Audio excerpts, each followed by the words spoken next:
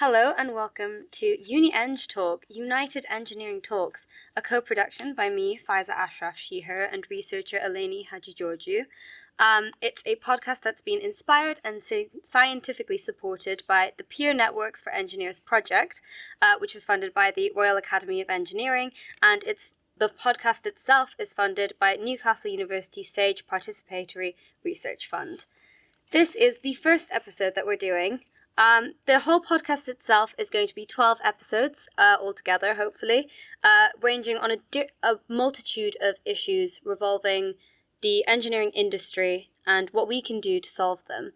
Now, I am a first-year chemical engineer student. I just started my journey in chemical engineering and in the engineering industry. And within my first year, I realized that there's a lot of conversation that happens about women or minority groups, well, women specifically, going into STEM and how it's not that, it's something that doesn't happen that often.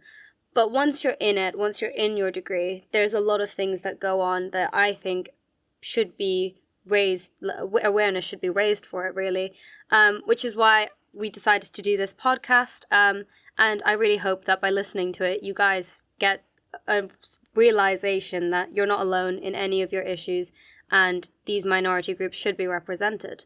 So today we're talking about women in engineering in general, sexism and misogyny. And I have a guest with me today. Hi, so I'm Sophie Murray and I have just finished, and I'm so happy to say finished, my chemical engineering with sustainable engineering degree, and I did that with an industrial placement as well. Starting work in July, back at my placement company, which I'm chuffed about. So yeah, I'm happy to be You're here today. amazing. Like, I see you as a role model, honestly. Oh, thank you. I don't say that. That's pressure. Hi, I am Eleni and I am an applied social scientist with experience working with disadvantaged communities using participatory action research and entrepreneurial methods to co-produce knowledge and in this way empower them to take the lead role in their own context. We're here because even though the university aspires to be a welcoming and inclusive place for all students, we know that it doesn't always feel like this, especially for students from minoritized or underrepresented groups like ethnic minorities, LGBTQIA, people of color, and in the engineering context, also women.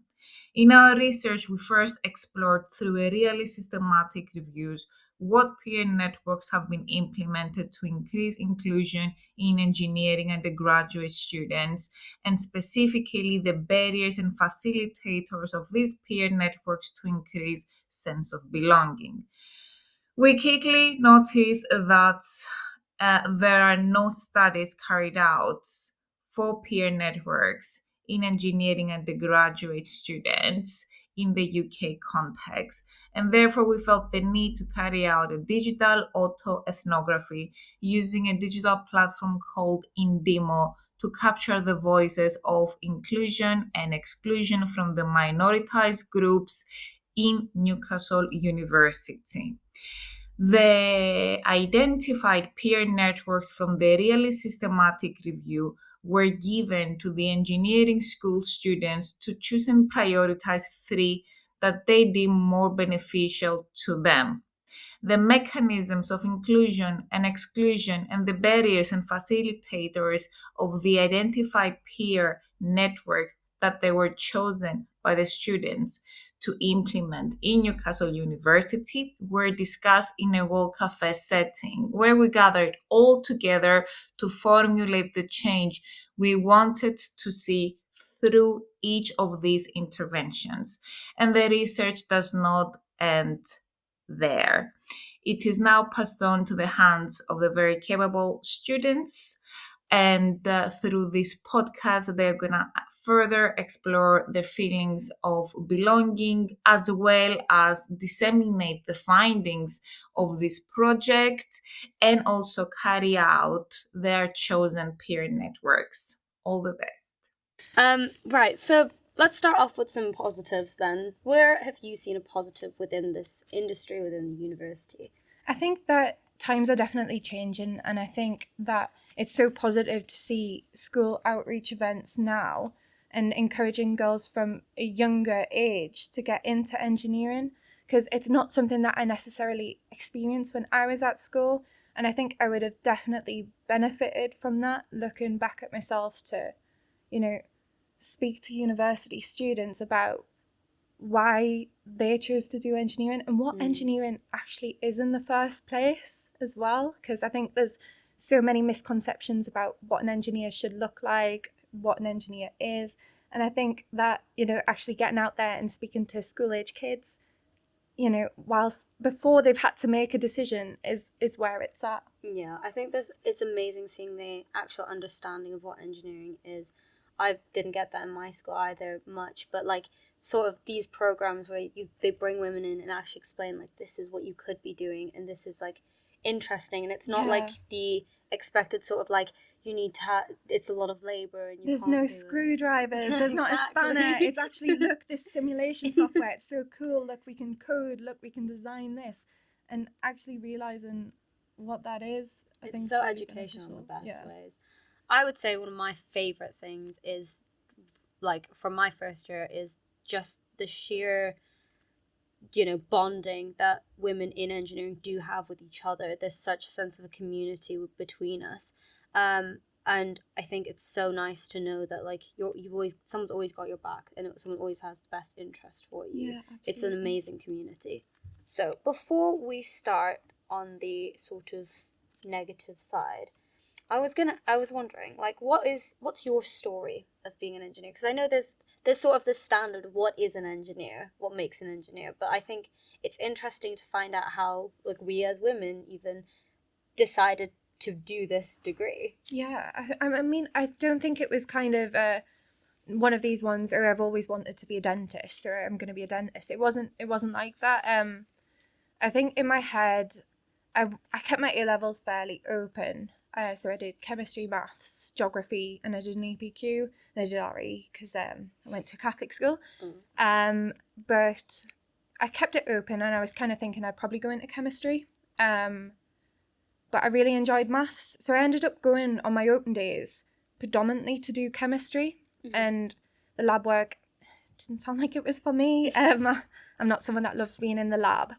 I'm preferring the mathsy side of things, and you know, when I was in school, I had the most fantastic teacher. Don't know if I can say, but he was called Mr. Alder, and he said, "Sophie, you'd be a fantastic engineer." Well, I fought him the whole way. No, I'm not. I would not be an engineer. Definitely not. And I ended up kind of resisting it for a while because my dad was actually a chemical engineer, and you know, you don't want to copy your parents. I wanted to kind of do something for me, but going on the open days and stuff, I was really thinking, you know what, chemical engineering's more my calling. And I ended up going to the chemical engineering day here at Newcastle and sitting in, and I was listening to Chris O'Malley talking, and I was like, no, this is where I belong. Yeah. And yeah, just applied, and the rest is history. And like, do you think being a woman has ever affected your choice at all? No, absolutely not. I mean, you know, at school there was kind of some resistance. You know, it was, you should probably take textiles rather than graphic design. You know, there's always that kind of pushback, you know, should you take art to make your A levels a bit more rounded? And I was thinking, art? No, absolutely not. Maths. But you know, it's never been a question in my mind whether I could be an engineer if I was a woman, because no, I'm not being told that. Yeah, I think for me, I sort of honestly only recently wanted to do engineering. I was always very much, and maybe it's a cultural thing of mine, but I was always, you know, medicine, dentistry, something sciencey, but in a biological sense. But I did have like a passion for sort of engineering related things. So like from year 8 or 9, like I was doing DT. I would get involved in different engineering competitions. So there was a thing called the Subsea UK competition, and our team won that, and that was the first year that it ever happened. And that to me was, I think, my first calling of this is cool. It's robotics, and it's all of this like working as a team to design this thing and market it. But I'm really interested by that. But then I kind of just paid it no mind, I guess, until we got to my your GCSEs, where there was the Arkwright Scholarship for engineering. And at this point, I'd really found a love for DT. So I thought to myself, why not apply? You'll probably not get it, but if you do, then great. And managed to end up getting it. And then my A-levels was sort of me trying to figure out if engineering was what I wanted to do or if I was just going to give it away. But I think, honestly, so the way it worked is because I had the scholarship, they'd give me a bunch of open days sort of different engineerings. And that was sort of where my passion, I think, came into fruition. That and all of those like female, like women in engineering talks that we got, which I would always attend. And I just like realized that all of the information that I was getting was things that I really enjoyed. I love problem solving, but I love the idea of doing it in like this sort of chemical sense and stuff, which is why I ended up going into chemical engineering. But for me, again, I think probably more of a cultural thing, but there was quite a bit of backlash on that. So when I started saying that I wanted to do engineering, a lot of like relative family friends in like sort of my country and stuff would be like, you're not cut out to be an engineer. You're a woman. Like, it's going to be a lot of manual lifting. You won't be able to do it. You should consider doing something else. And I won't lie, it did sway me. Like, I did consider not doing it because I thought, well, maybe I won't be able to handle it. Maybe it will be too difficult for me. But I sort of ended up almost taking it as a challenge of they're saying no, so I'm gonna do it. Absolutely. And I absolutely don't regret my decision. I love it so much, and I'm so glad that I sort of listened to myself and believed in myself to be able to get this far. But I think again, it just comes down to like, why do you think that I'm not capable of doing this? Particularly in my culture, just it's so unheard of for a woman to be an engineer. There's sort of specific roles that like you do as a job, but no, I absolutely adore being an engineer. I really do. I love your story. That's so empowering. That's amazing. Thank you. So on to a couple more of the negatives. We've got a couple of quotes from the Inemo autoethnography. So I'll just run through this one and we'll discuss them. Yeah. So this first one is, in the classroom, it feels like I have to work twice as hard as a man does. It has happened on multiple occasions that a peer has asked a question. I have answered it correctly, but they don't believe or trust me until a man tells them the answer. This makes me feel incredibly excluded. I have to speak louder and work harder. It feels like I am not always treated like an equal, looked upon as a woman first and an engineer second. Gosh, that last bit just really resonates, doesn't it? Definitely. It's something that I always feel, and when someone is talking about women in engineering, it's, oh, we have a fantastic female engineer, and you pause on that for a second and you just think, no, we have a fantastic engineer. Yeah. She you know. It's hard to feel that, you know, you are looked at as a woman first when engineering's the true accomplishment. Definitely. Everything else is circumstantial. Like, you're not saying, look at this great male engineer. No, you don't. You don't just say that. engineer. Yeah. And that's what you are at the end of the day. You don't have to specify gender. No. Your job doesn't relate to your gender at all. So no, it doesn't matter what you had for tea. It doesn't matter your sexuality. It doesn't matter your gender. Yeah. You know? No, completely. It's an engineer. Absolutely. And I think it is like that first bit, working twice as hard as a man does. I really feel that. I feel a lot of the times I feel like it does that sort of being corrected, not being taken seriously almost. Like, it affects you in the end, because like I've had multiple times where I've almost questioned, like, am I smart enough for this?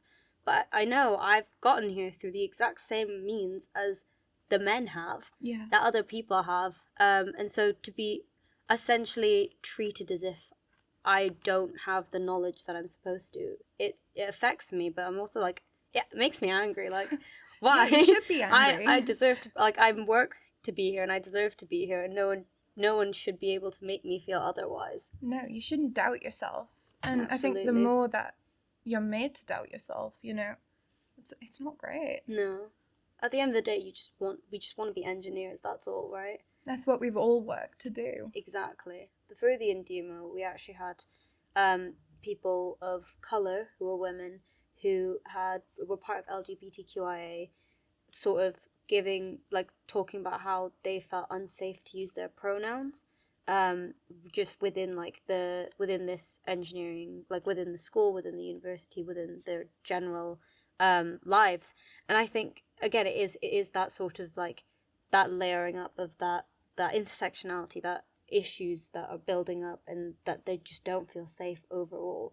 And I think that's why it's so prevalent to have like peer support, peer mentor, peer networking, where you have people that can relate and can it's sort of like the idea of when women go on a night out, it's like you feel better when it's not just you. Yeah, you do. It's like the bathroom talks and stuff like that.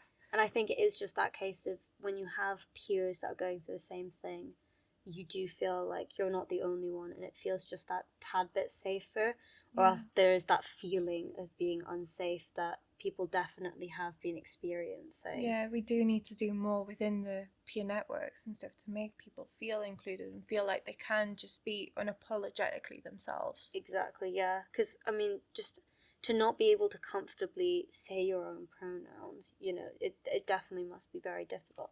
But it's something that we'll discuss actually in our next podcast, which will be about the LGBTQIA+. So moving on to this next one, there's two here that somewhat relate, but we'll start with this first one. In my personal experience, the sexist behavior from male peers mainly occurs within a group project. It is often small comments or questions that have a ton of underlying sexism, like making the women sort of the formatting and presentation of a report as we know how to make it look nice rather than doing the maths or software part of it. I think that has a lot to unpack there. Specifically, I think it's that secretary effect. Oh yeah, can you take notes? Can you take notes? Can you decide when the meeting is? Can you plan the meetings? Oh yeah, can you just send out that invite? And again, it relates to what we said before. It's when you do any work and they insist on double checking to make sure you haven't made a mistake. It's like you didn't do that with your friends. Yeah. Like no. I'm fully capable of doing this, but yeah, no. Have you ever experienced anything like that? Not as such. I think that, I kind of push. I push a bit harder, and it again relates to working twice as hard. But I just won't have someone question me. I'm like, oh, you want to question me? Do it yourself. Yeah. Don't undermine me like that. And it's almost having to go over authoritative on it. Absolutely. Especially in group projects when there's a lot riding on it, and you can't afford to be doing everything twice. So you either trust your colleagues or you don't. Yeah, I think that's something that I've learned from group projects is it's harder as well though when there's more of them, because they'll either not listen at all, or they'll sort of make fun of you for acting like it's a serious thing, which I never understand, because it's like, it is serious, it's my degree. And they're like, we're being graded on this, so I don't know why you're acting like it's a joke. At the end of the day, I'm going to take it seriously. I'm going to get it right because I want to get it right, because it affects me. Yeah, this is affecting our lives at the end of the day. This is Absolutely. like our jobs. Absolutely. Now the second one is a female friend during the group project who had an incident where the male group members told her not to do the math side of the project as she was a woman. In the culture of engineering and construction, there seems to be a low level of misogyny, which makes trying to feel included in discussions difficult. I think the kind of theme of this one and sort of the back end of the last one is that women's capabilities keep getting questioned. And like, it is just like, why are you doubting that ability that we have? It's such a difficult thing to hear, because I don't know where that stems from. What basis do you have to suggest that you can't do maths when maths is a requirement to get on the course? Precisely. Like, you wouldn't be here if you didn't know how to do that maths. No, like, leave the judgment to the admissions tutor. Come exactly. on. Like, I wouldn't be here if I didn't know how to do this. No one would. No. But then it's like, yeah, I'm allowed to struggle a bit with, like, certain things, but we all would, right? It's almost like if you struggled, though, do you think you'd be judged more? Absolutely. And that's what I think that's what I'm terrified about, because the more you struggle, the more they'll act like, oh, you're not capable, but watch them struggle with anything and it's fine, because Yeah. it is normal to struggle with a new concept. But having a fear of failing's unhealthy. Exactly. It shouldn't exist. And Everyone I just feel has like women to. have it more Yeah. because we're put on that spot, Yeah. Absolutely no. And I think it makes you feel like excluded to some level if you're like, especially if you're in a male dominated group with that sort of mentality. Which at the minute you will be. Because I think, a lot of the times you are put in groups and, there's the standard woman put into the group, so absolutely you do tend to be on your own. Yeah. And I mean, we're sort of lucky because we're in one of the engineerings that statistically have more women in it, but even still, like, you're still seeing a vast majority of males with that sort of stigma and misogynistic viewpoint with it. But I know, like, other engineerings as well have quite a few, like, fewer women, and I find it a lot more difficult as well. Like, I couldn't imagine being in, like, completely on my own or anything. I think it feels different when you do choose your groups, though, because when I've worked with friends on the group projects, I feel like they trust me more. Like, they can see me for what I can offer. Definitely. It's when you're put into these kind of engineered groups where they don't necessarily know you as a person that's when the questioning starts more. Absolutely, yeah. Right, so this next one is, I have also found the lack of experienced women within engineering difficult. Out of the 3 years of university, I've only had 4 female lecturers across 27 modules, so trying to ask them about their experience and get support is difficult. Yeah, I think that's a lot to do with, like, sort of underrepresentation of women, and also just lack of role models in general. Yeah, I think we are really lucky on Chem-Eng because there are incredible female lecturers. And I think out of hours when I've caught them, if I've been running an open day or if I've been on something like that and listening to their experiences and what they've gone through to get to where they are, it's inspiring. And I think that if there were more opportunities, in the other disciplines or anything like that, it's really beneficial. Absolutely. And I think, again, like, you've obviously just graduated and I'm, like, just finished first year, but having communication like this, where it's someone who's far more, like, just began their university experience and someone who's finished it, like, I'm seeing, like, you can give me a lot of tips and stuff on that, and I think that sort of interaction is a lot more needed as well, just between different peers of different ages. Yeah, I think that's something that's definitely, anyone, that's graduated, anyone in work, I think any woman is so excited to share tips and tricks and everything like that because they want to see younger people do well and people just starting out on their journeys do well. Yeah. I think we all want to, women supporting women, absolutely. Yeah. And then the idea of, like, it's not that it just stops at school or at uni. There's still a lot of misogyny in the workplace as well. And even just to, like, hear about that again, raising that awareness within workspaces, I think is important too, for women to have that chance that after uni, when they're at work, they can also speak about it. And I think that it should be more of an open conversation. It doesn't have to be accusational. It can be a learning experience for, the person who's perhaps said something not quite right. I think it should be, more free-flowing. And I think that's sort of, again, that's the viewpoint we want to take of this, right? It's not accusations, it's a conversation. It's starting conversations about things that we can improve, all of us as people in general. But it should be talked about. Absolutely. Okay, so these next ones are Inemo. These are findings from Inemo that were then triangulated with the findings of the systematic review that was held. And what we've got here are sites of racial and gendered hostility where students of color and women are not perceived as intellectually capable, ethno-racial stereotyping and sexism. Then sites of gendered stereotyping, for example, women not given like note-taking roles, talked over, ignored, interrupted. And then dispersed diversity, which often occurs where there's one underrepresented minority, which leads to feelings of discomfort.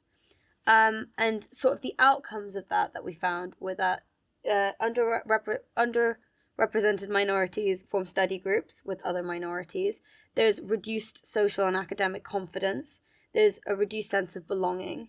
And then two really important points are the silencing of underrepresented minorities who feel intimidated or uncomfortable but need to work with group members, and then less opportunities for underrepresented minorities to form friendships in class as well. I think that a lot has to do with sort of there are so like because of the issues of the misogyny and stuff. I think especially with the friendship thing, it's so stuck in your head that you're like having to deal with all of this other stuff. Sometimes you don't even get to focus on the socializing. You don't get to focus on the fun aspects. Yeah, I think it's hard, and it's almost like, your first day in a classroom and you're like, oh, where are there some women? Where are there some people like me? Yeah. Where are my people? And that's hard. Definitely. I think I have got friends that are male, thankfully, but I will say that I feel far closer to the women in my course because again we do have that sort of bond that's nurtured through our shared sort of experience of Yeah. this. Yeah. So I mean, in the 5 years, so when I went off on placement, I think the majority of the people I kept in contact, it was, the women reaching out, making that effort to keep that bond. And, the males, sometimes you slip off your radar because it's a different connection. Mm-hmm. It's not circumstantial, it's a deeper bond. And yeah, it's probably due to some of the things that we're dealing with, we relate to on a different level. Yeah. But it is further than that, I hope. I think what upsets me is sometimes not that I love my friends so much. It upsets me that sometimes it is like that sort of the misogyny we go through that helps us bond closer. Because it's like I wish it was just like our mutual interest for our degree or like mutual interest with other things. Yeah. It shouldn't be that we're just suffering together. Yeah. It was funny that when we were doing the World Cafe and stuff, everyone kind of, because we were together in that Of course, group, yeah. and it's funny that we all kind of walked away thinking, oh gosh, it's strange to like walk away from these people that I've Yeah. only just met, because we did form such a good connection when we were speaking there. Absolutely. And it was because we were talking about these difficult things. And yeah, I think because we talked about these sorts of things, they do like just make you bond closer because there's like you know me on an emotional level with to do with my Yeah. degree and stuff. It's insane. Okay, so what can be done? Some solutions. Obviously, there are a lot of issues, and first of all, raising awareness is always a good one. But we have a couple of sort of mechanisms that we can promote to see some change. So the first one is membership in Women Engineering Society that can also create space for faculty peer relationships to be formed. And that's sort of through reaffirming structures, familiarity and comfort, information, and then cultivating engineering aspirations. And through this, we see that, persistence is increased, as well as integration, sense of belonging, and development of resilient identity. Because there is almost, not a trend, but there is quite a large number of women that end up dropping out of their degree. Which, I've sort of been through that point even this year where I was sort of like, is this what I want to do? Is this, do I keep going or not? Luckily I've stayed, but I know people who have dropped out. And yeah, I think that's definitely something that's important to consider. Yeah, I think everyone, especially in your first year, goes through kind of a crossroad point, don't they? It's, do I keep going with this? It's hard, it's challenging, or do I kind of take the exit now? Do I leave now? And I think that having a pathway or a way that you can talk to people that have been through that, experienced that, I think that is really encouraging, and it's something that should be present. You should be able to reach out to people that have gone through it. Absolutely, yeah. And I think this mechanism itself, the sort of membership in an engineering society, I think we can very much relate to this through our World Cafe work. Yeah. Because that's what essentially we're planning on trying to do, specifically with that like faculty peer relationship. And I know you're very strong about postgraduate relationships as well. Just maybe like discuss that a little. Yeah, so I think sometimes what happens is alumni that have graduated, they kind of get lost a bit.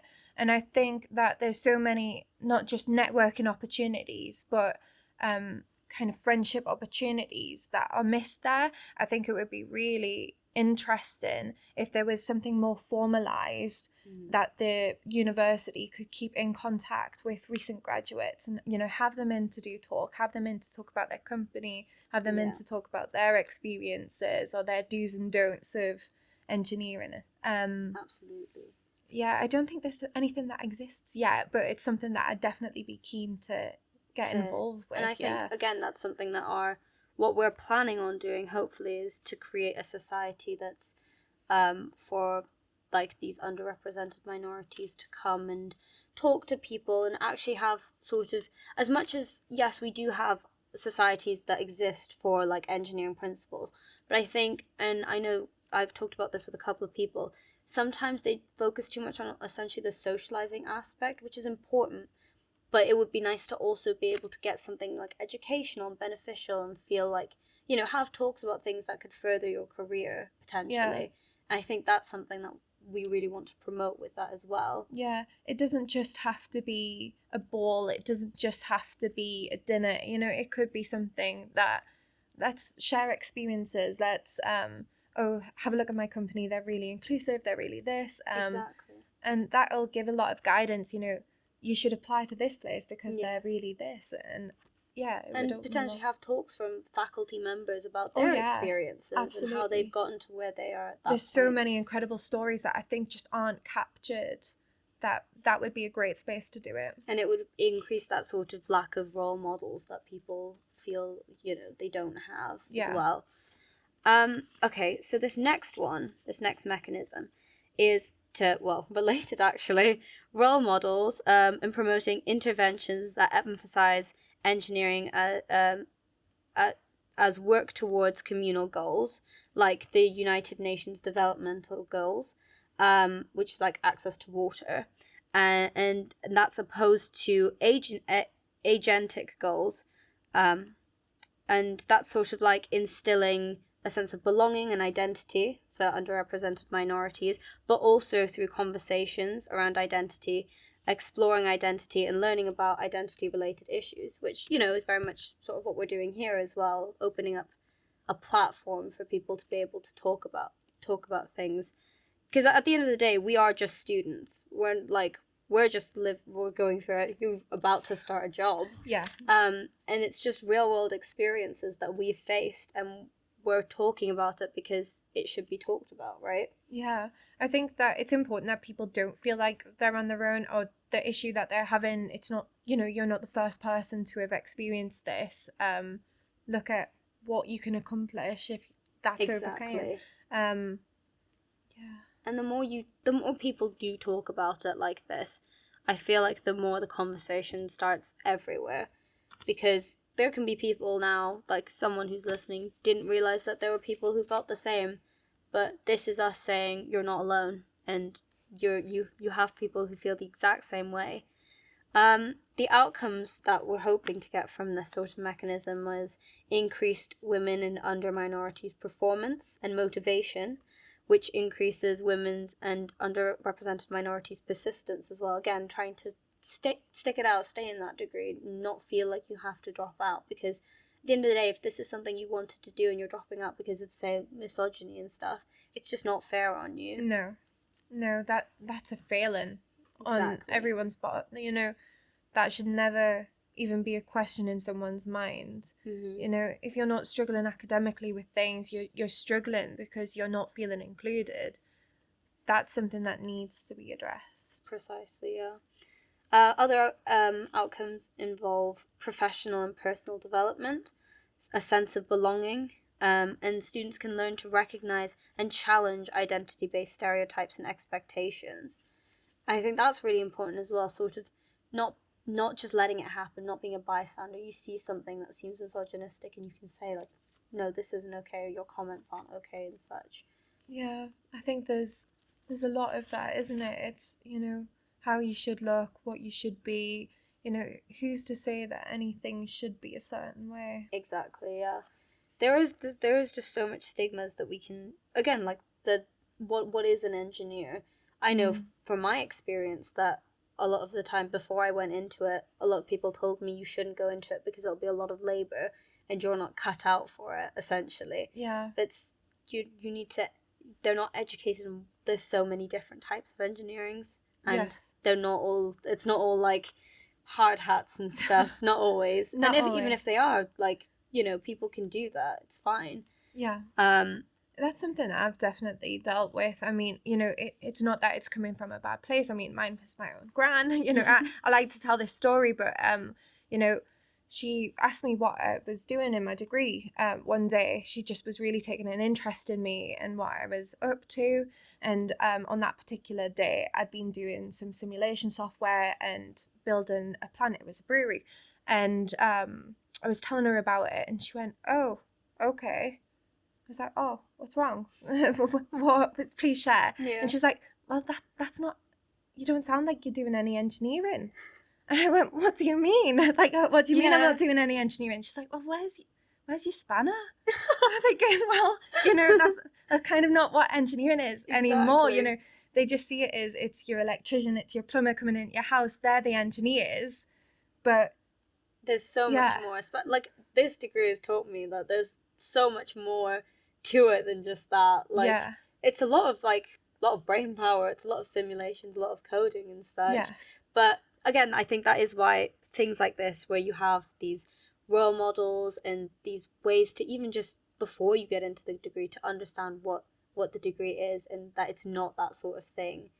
And it is very, every woman is very much capable of being able to do this sort of thing as well. Amazing. Right, yeah. Thank you so much for coming on here and talking about your experiences. Thank you for having me. It's been different and I've enjoyed it, yeah. Thank you so much.